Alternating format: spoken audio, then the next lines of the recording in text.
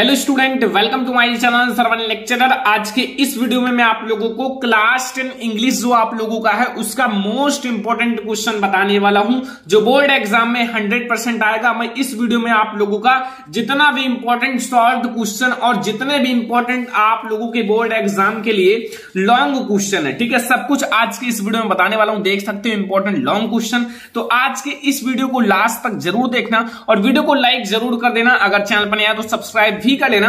सबसे पहले हम लोग देखेंगे आपके जो बुक से इंपॉर्टेंट शॉर्ट क्वेश्चन, ठीक है।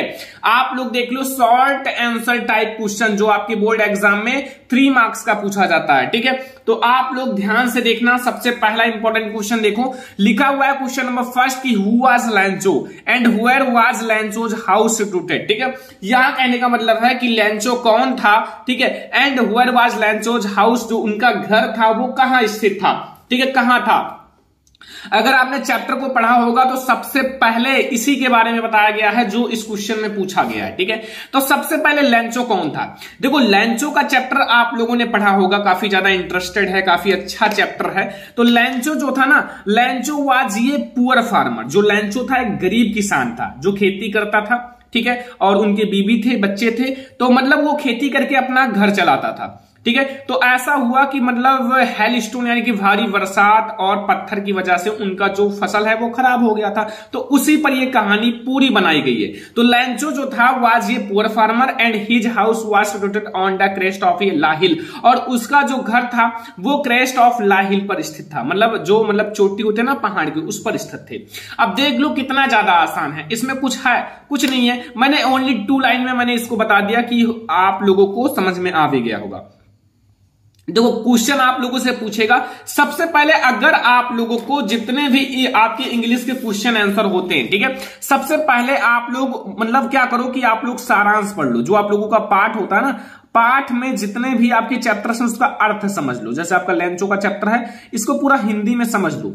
फिर अगर आपका टेंस अच्छा है, टेंस, तो फिर आप उसको बना बना कर भी लिख दोगे, आपको फुल मार्क्स मिलेगा। ऐसा नहीं कि आप याद ही करो, अपने अकॉर्डिंग भी लिख सकते हो, ठीक है। जैसे आपको पता है लैंचो एक गरीब किसान था, तो अब इसको आप टेंस बना दो, लैंचो वाज ये पुअर फार्मर। तो फिर इसमें क्या दिक्कत है, बहुत आसान है।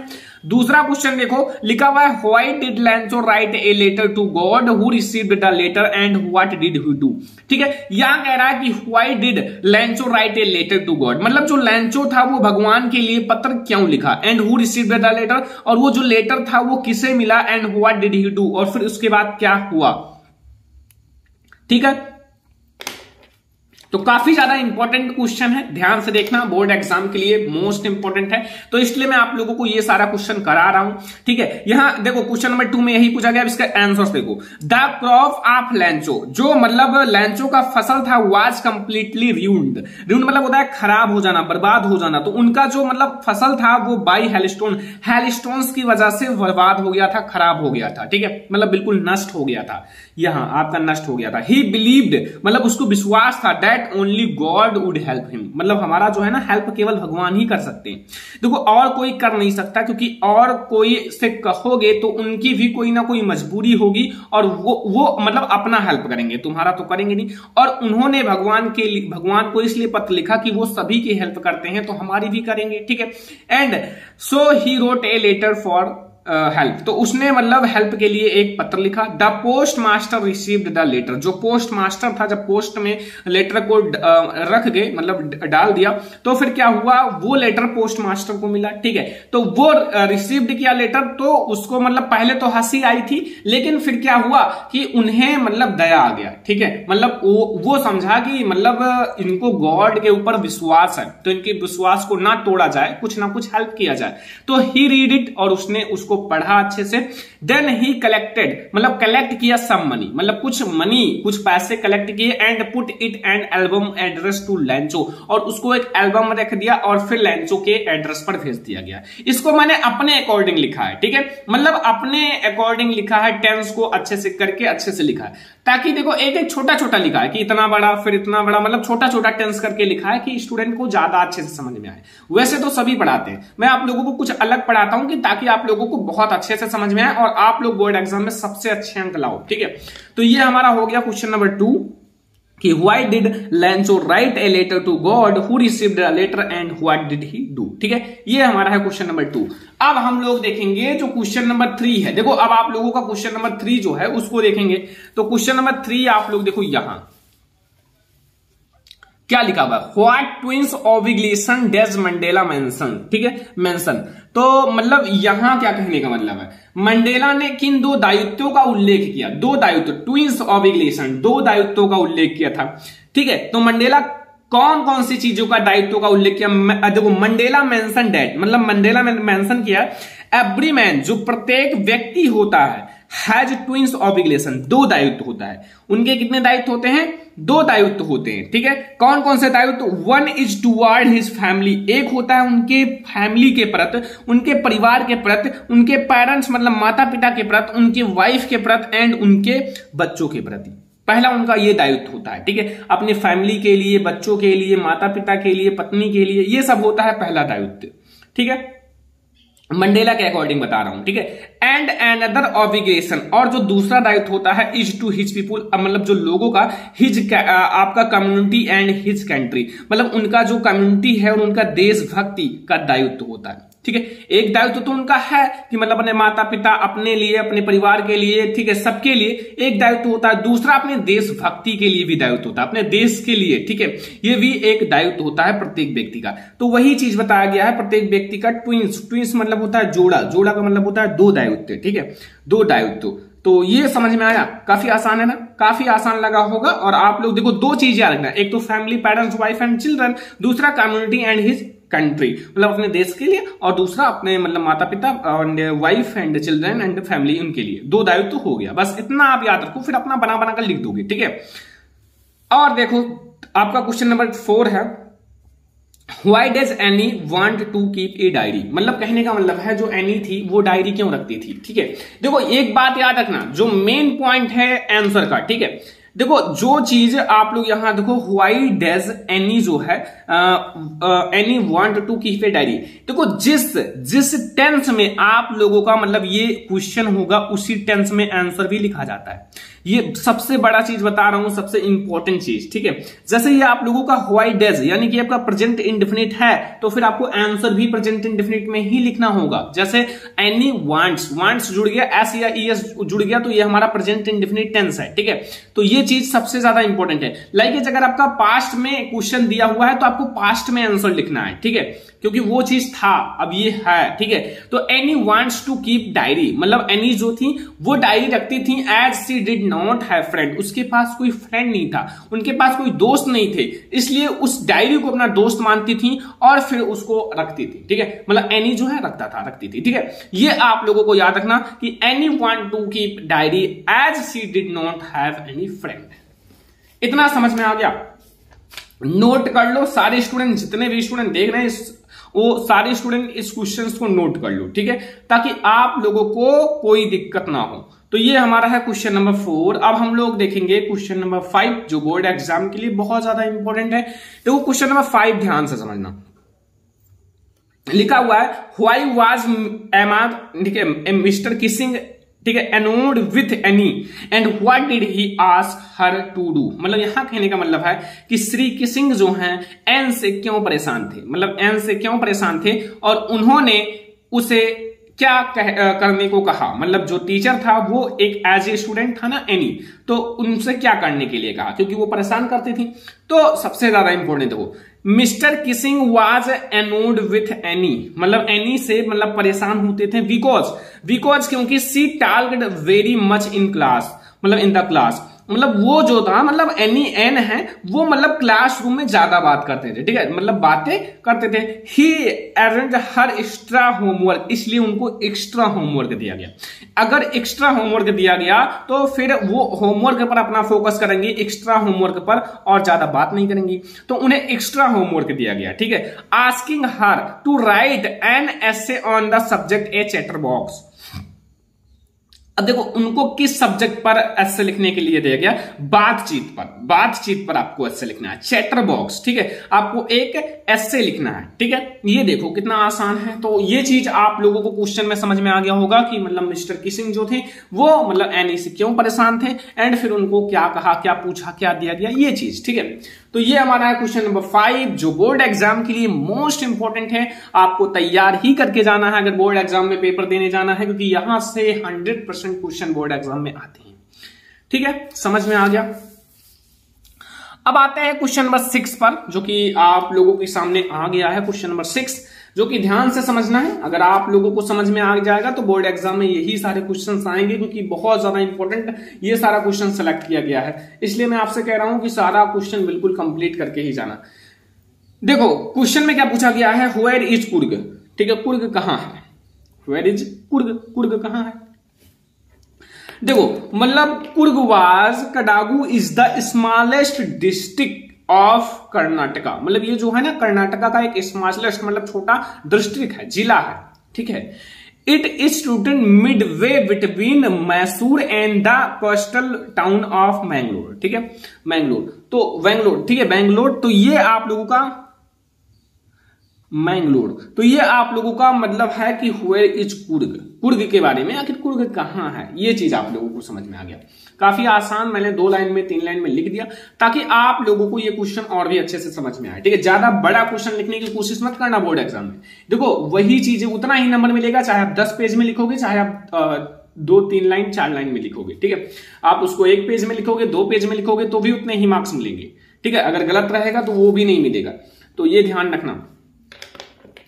अगला क्वेश्चन देखो, क्वेश्चन नंबर 7 लिखा हुआ है कि what was Valli favourite time, मतलब पास टाइम, मतलब जो वल्ली का फेवरेट पास टाइम क्या था, वल्ली का। ठीक है, तो अब आप लोग समझो, वेरी इंपॉर्टेंट क्वेश्चन है, ध्यान से समझना। लिखा हुआ है Valli favourite pastime was to stand in front doorway of her house. मतलब उसका जो डोर वे था, मतलब उसका जो दरवाजा मतलब है ना, उसके साइड का। ठीक है, Valli favourite pastime was to stand मतलब खड़ा होना इन द फ्रंट, फ्रंट का मतलब जो डोर वे है उसके फ्रंट में, ऑफ हर हाउस, उसके घर का। And watch what was happening in street outside, और वो वहां से देखती थी कि आउटसाइड, स्ट्रीट आउटसाइड, जो गलियों में मतलब क्या होता है, उन चीज को देखने में इन्हें बहुत अच्छा लगता था। तो ये है हमारा मोस्ट इंपॉर्टेंट क्वेश्चन। ठीक है, समझ में आ गया, कोई दिक्कत नहीं होगा। अगला क्वेश्चन देखो, अगला क्वेश्चन आप लोगों के सामने है कि यहां लिखा हुआ है कि व्हाट डज, यहां दिख नहीं रहा, what does Valli tell the elderly, मतलब एल्डर मतलब बड़े होते हैं ना, man when he calls her a child. यहां कहने का मतलब वल्ली ने उस वृद्ध आदमी से क्या कहा जब उसने उसे एक बच्ची कहकर बुलाया। ठीक है, चाइल्ड, चाइल्ड मतलब होता है बच्चा, बच्ची, ठीक है, जो भी है। तो देखो यहां समझना, when the elder man called her a child Valli told him, मतलब उनसे कहा that he there was nobody, मतलब यहां जितने भी लोग हैं, नोबडी ऑन द बस, मतलब इस बस में हु वाज ए कॉल्ड, मतलब कोई हमें ये नहीं कहा। ठीक है, बच्चा, बच्ची, child. She had paid her fair of 13 passage and like every one else, जैसे सभी लोगों ने दिया वैसे इन्होंने भी एवरी वन, सभी लोगों की तरह 30 मतलब पैसेज दिए हैं। ठीक है, ये हो गया, पैड किया गया है, तो ये हो गया। देखो ये मैंने आप लोगों को पहले कुछ ऐसे इंपॉर्टेंट क्वेश्चन, आपका शॉर्ट क्वेश्चन जो प्रोज का सबसे ज्यादा इंपॉर्टेंट क्वेश्चन है वो बता दिया।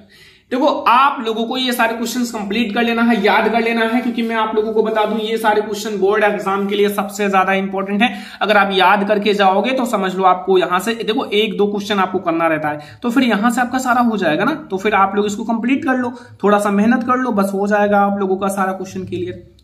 ठीक है, अब हम लोग देखेंगे इंपॉर्टेंट लॉन्ग क्वेश्चन। देखो इंपॉर्टेंट लॉन्ग क्वेश्चन में आप लोगों को बता दूं, जितना इंपॉर्टेंट लॉन्ग क्वेश्चन आज के इस वीडियो में बताने वाला हूं, अगर आप उतना कंप्लीट कर लोगे तो फिर आप लोगों का लॉन्ग क्वेश्चन पूरा क्लियर हो जाएगा, ये तो मैं आप लोगों को कह सकता हूं। ठीक है, मैं आप लोगों को धीरे धीरे सारी चीजों को पढ़ा भी दूंगा ताकि आप लोगों का एक भी कंफ्यूजन ना रह जाए। सबसे पहला क्वेश्चन पर फोकस करो, पहला क्वेश्चन पर कि हु वाज लैंचो, लैंचो कौन था। Why did he write a letter to God, उसने भगवान को पत्र क्यों लिखा। हु रिसीव्ड द लेटर, और मतलब उस पत्र को किसने रिसीव किया, किसको मिला। And what did he do, मतलब शॉर्ट क्वेश्चन की तरह है, लेकिन इसको आपको लॉन्ग में लिखना है। लॉन्ग में लिखोगे तो फिर आप लोगों को नंबर मिलेगा। ठीक है, पहला क्वेश्चन जो कि इंपॉर्टेंट आप लोगों का लॉन्ग क्वेश्चन बता रहा हूं, मतलब आपको लॉन्ग क्वेश्चन लिखना है, ये देख लो। ठीक है, दूसरा question, give the character sketch of लैंचो, लैंचो का चरित्र चित्रण करना। इस चैप्टर के अकॉर्डिंग जो चीजें लैंचो के बारे में है, उनके जीवन में क्या क्या चीजें हैं, सब कुछ लिख डालो। जैसे उनका मतलब लेंस होगा, जैसे ए पुअर मैन, एक गरीब आदमी था, या ए पुअर फार्मर, कुछ भी लिख सकते हो। फर्म फैथ इन गॉड, मतलब उन्हें भगवान में विश्वास था, तभी तो भगवान को पत्र लिखा। एंड सिंपल एंड इनोसेंट, मतलब बहुत सिंपल व्यक्ति थे जैसा उनका वो था। फैमिली के बारे में थोड़ा लिख दो, अपने अकॉर्डिंग जो भी चीजें आए उसको लिख डालो, कोई दिक्कत नहीं है, ठीक है। आपको लिखना है और मतलब उनका मतलब होता है कि जीवन के बारे में जितनी चीजें इस चैप्टर के अकॉर्डिंग बताया गया उन सारी चीजों को लिख डालो। अगला, what does Mandela means when he says he is simply the sum of all those African patriots who had gone before him. अब यहां क्या कहने का मतलब है, देखो यहां कहने का मतलब है जो मंडेला था, मंडेला का कहने का क्या अर्थ है, मतलब अर्थ है कि वह उन सभी अफ्रीकी देशभक्तियों, मतलब यहां क्या लिखा हुआ है, अफ्रीकन पोर्टर्स मतलब अफ्रीकी देशभक्तों का योग है जो उन्हें मृत्यु से पहले प्राप्त हुए, मतलब जो उनसे पहले मृत्यु को प्राप्त हुए उनको नमन करती हैं, योग करती हैं, ठीक है। ये है हमारा question number 3, most important long question जो कि आप लोगों को कंप्लीट कर लेना है। देखो सारा क्वेश्चन कंप्लीट कर लो, क्योंकि इंग्लिश में अगर आप ये सारा कंप्लीट कर लोगे तो अभी से आप लोगों का जो प्रेशर है वो कम हो जाएगा, ठीक है, और फिर आप लोग अच्छे से पढ़ते रहो, ठीक है। अगला देखो, क्वेश्चन नंबर 4 है, what does Anne write in her first essay. यहां कहने का मतलब है कि एन ने अपने पहले निबंध में क्या लिखती है, मतलब अपने पहले निबंध में क्या लिखी, ठीक है।